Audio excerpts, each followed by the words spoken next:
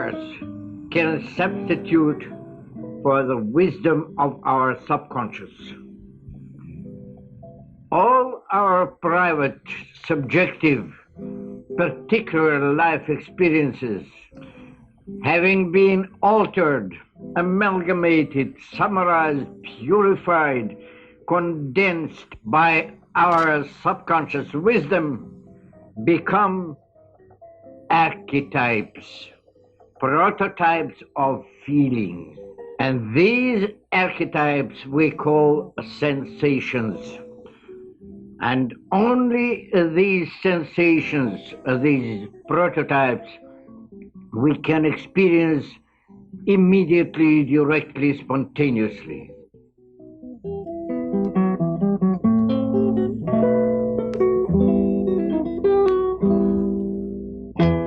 On occasion, Michael Chejov would caution a student that she or he was asking an unborn question. He wanted his actors to be aware of how much the form of a question influences the answer, that a well-formulated question is often the responsible agent which induces a clear, insightful answer. This is important for the artistic process. A question, the impulse for which may originate in the wise subconscious, needs to be consciously formed and refined in order to invoke the clearest response from the actor's own creative individuality. The lecture which you're about to hear, entitled How to Awaken Artistic Feelings and Emotions, was given by Michael Chejov in response to questions from members of his master class.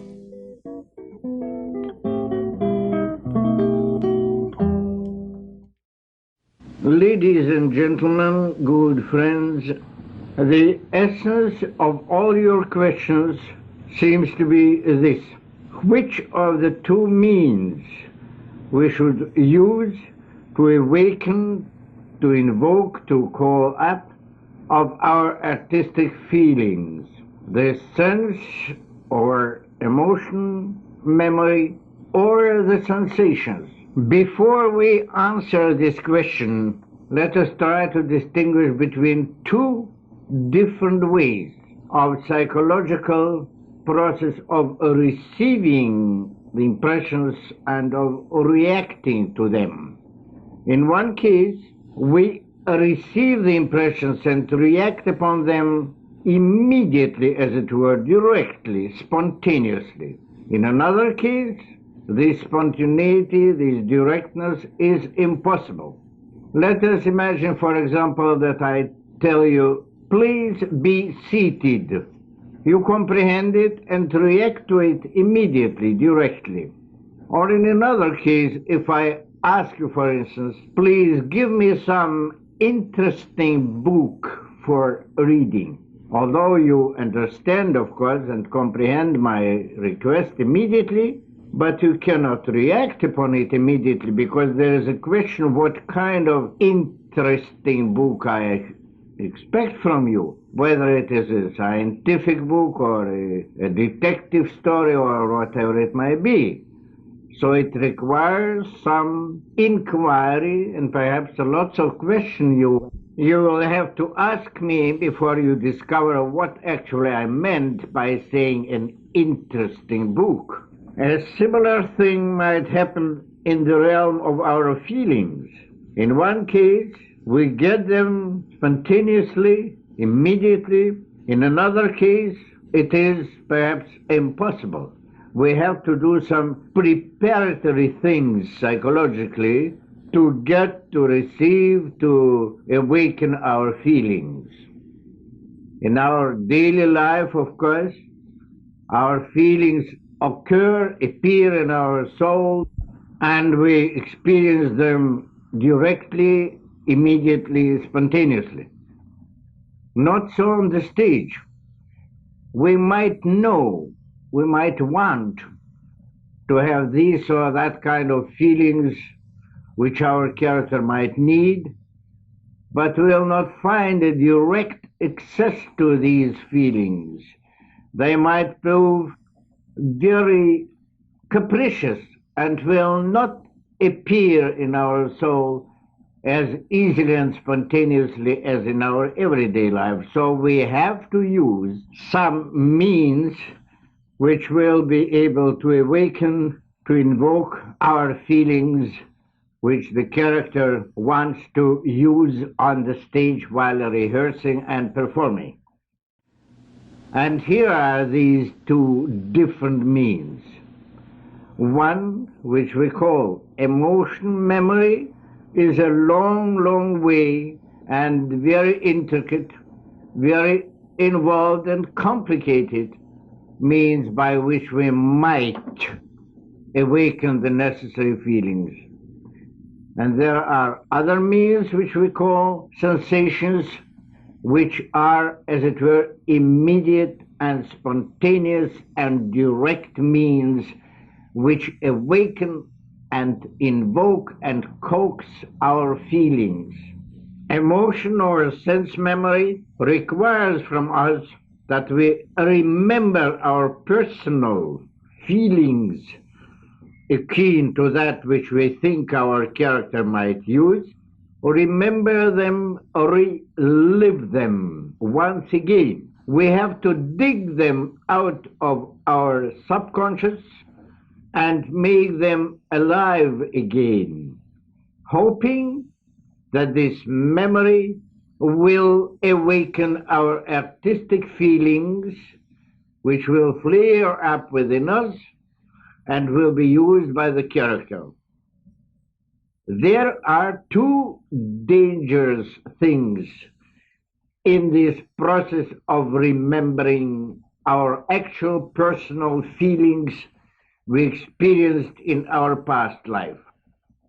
One danger is this: we might stuck in them in this relived, remembered feelings and would not be able to get rid of them, so that they will remain with us as ghosts, which will make our feelings on the stage very personal, very poor, very much egotistical, as we experienced them at the right time in our past life. Those feelings are no good for the stage because they are too personal, too subjective, and very much unpleasant to watch them.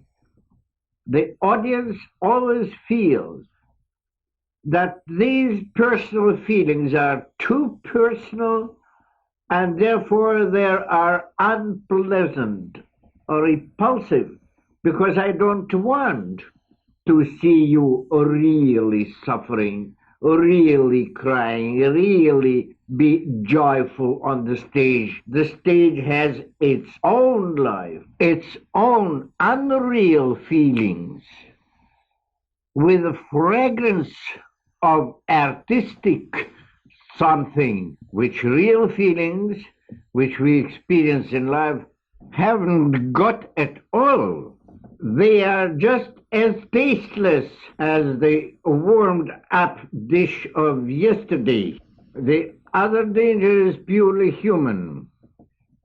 Our nature requires that we forget our experiences and let them sink into our subconscious. If we are unable to forget our experiences, or we dig them out and warm them up, that might lead to a dangerous thing. We might lose our mental balance. We will become psychologically unbalanced, restless, and all kind of negative things might occur in our mind, in our soul. But this danger rather belongs to the realm of psychiatry and cannot interest us at the moment. Now, let's imagine our subconsciousness as a kind of laboratory where our life experiences are altered, modified, a kind of metamorphosis occurs there, although we are unconscious of all these processes. Many and numerous good results gives us this hidden work of our subconscious laboratory. If we do not interfere with its work by trying to remember separate and particular life experiences by using our sense memory. And one of the most important, most beneficial results of this subconscious work of our laboratory is that it prepares for us that what we call sensations of our feelings. No brain efforts can substitute for the wisdom of our subconscious. All our private, subjective, particular life experiences, having been altered, amalgamated, summarized, purified, condensed by our subconscious wisdom, become archetypes, prototypes of feelings. And these archetypes we call sensations.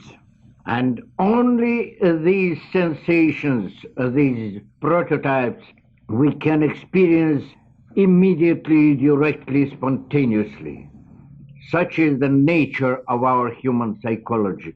Speaking figuratively, we can compare such sensations with big packages, rich of content, which you get from your subconscious. On each of these packages you can read on one joy, on another happiness, on the third sorrow, and so on. And as soon as you open them, you will be overwhelmed by the richness of all kinds of sorrows which you have ever experienced, dreamed of, read, observed, and so on, but nothing in particular that will be the sorrow, the sadness, the happiness, the joy, and so on. And you, or rather your character, will have only to choose what kind of sadness or joy he will need for his appearance on the stage. Even not to choose, the character will work like a kind of magnet, and all the necessary nuances and details and kind of sadness or happiness, they will flow toward it by themselves. The character itself will be choosing it intuitively, without any figuring out or thinking of what kind of sadness I have to use. It will happen by itself.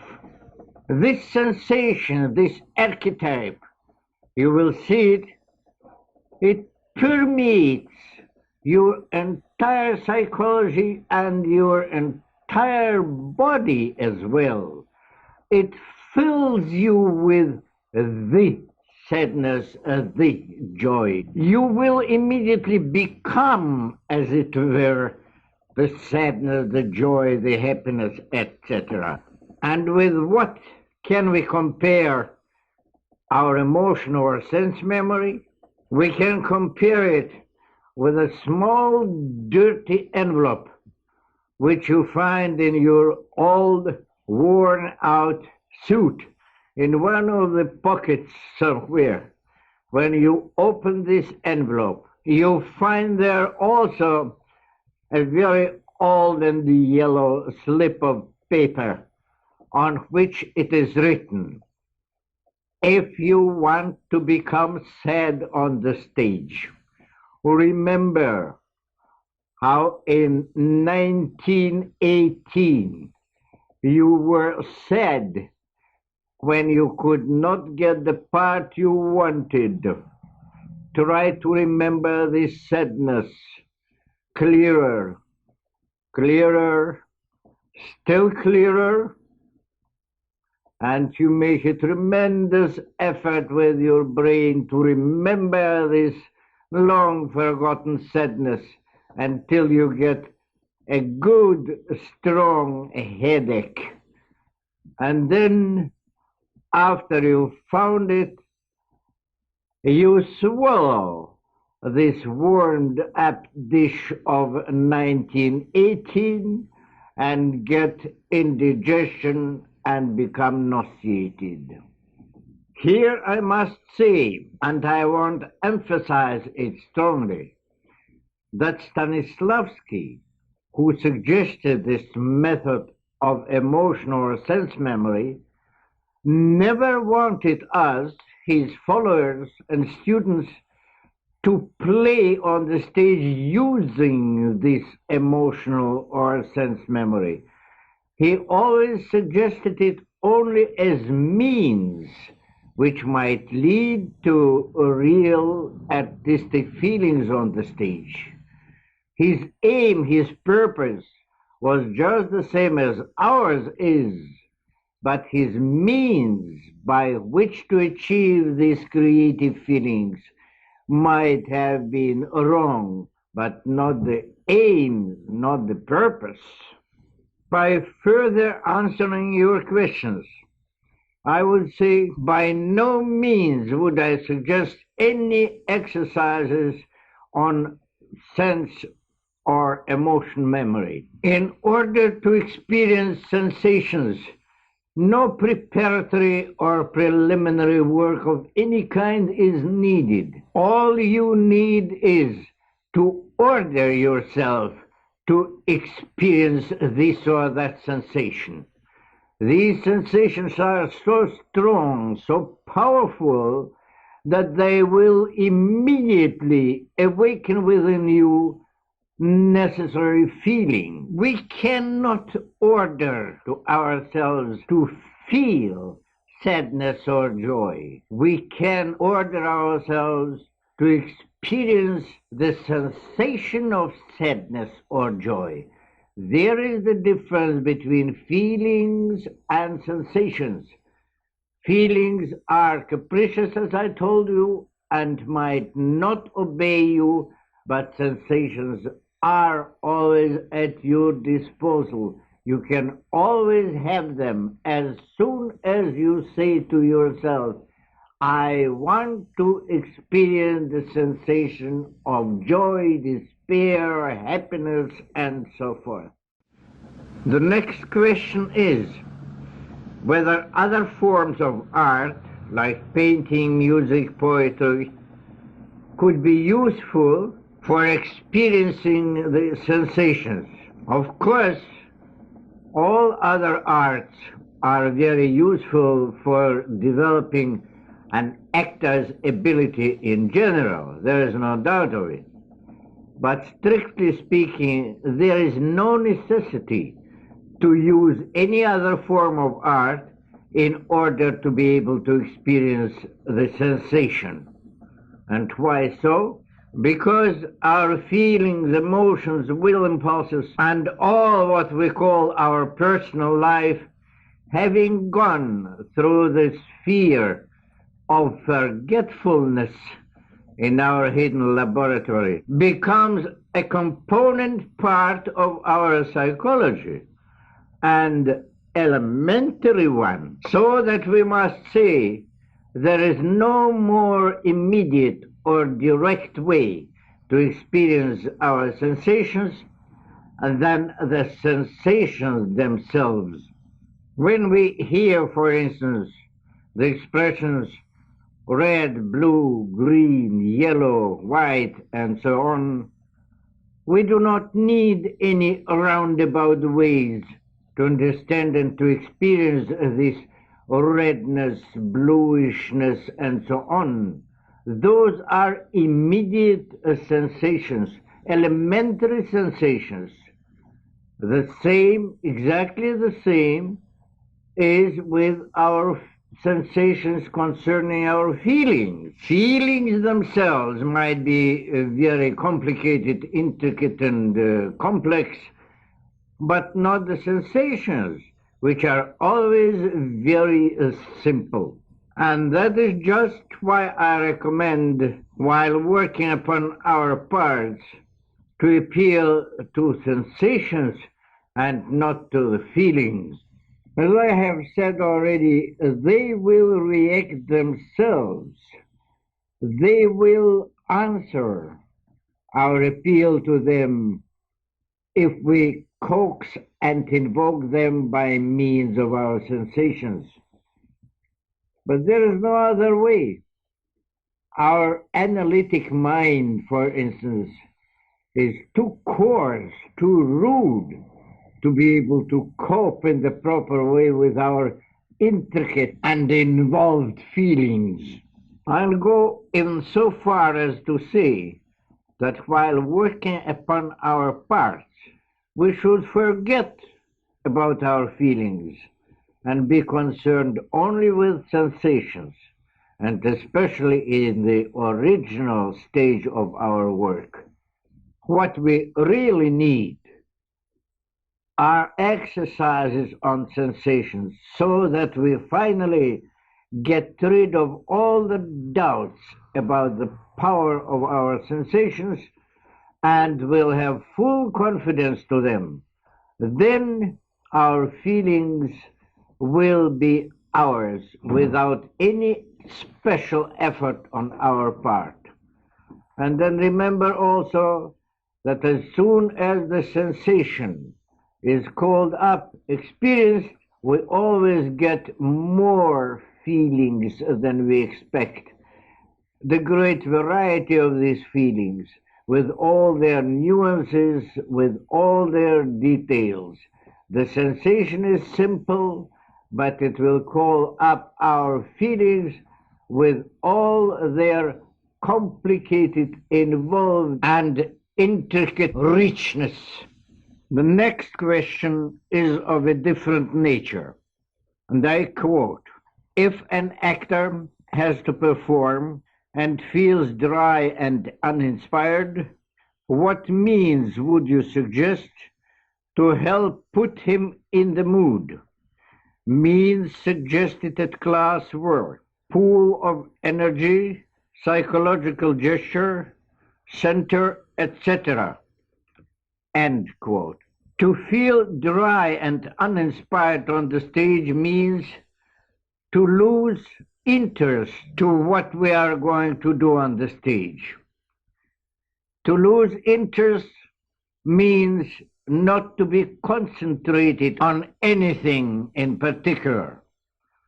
So we have to awaken our interest to what we have already done so many times on the stage during the series of performances. But how to awaken this interest? I would say any point in our method might be helpful to awaken this interest. I would say we should never start our performances and even rehearsals without having chosen a special point of our method which will become a starting point, a springboard for our rehearsing and for our performances. It can be anything: radiation, atmosphere, objective, feeling of the whole, feeling of the form, anything, almost anything. And when we start our rehearsals or our performances, having in mind this particular point of our method, our attention will be concentrated on it, our interest will be awakened, and the feeling of being dry or uninspired will disappear immediately by itself. Of course, as soon as you are inspired again, the feeling of dryness goes, then you have to drop this point in our method, which we took only as a ground, as it were, to begin our performance or our rehearsals. And then we shall again happily continue our performance until this feeling of dryness and uninspiredness might come again and make us unhappy. In that case, we shall again resort to the same means just mentioned.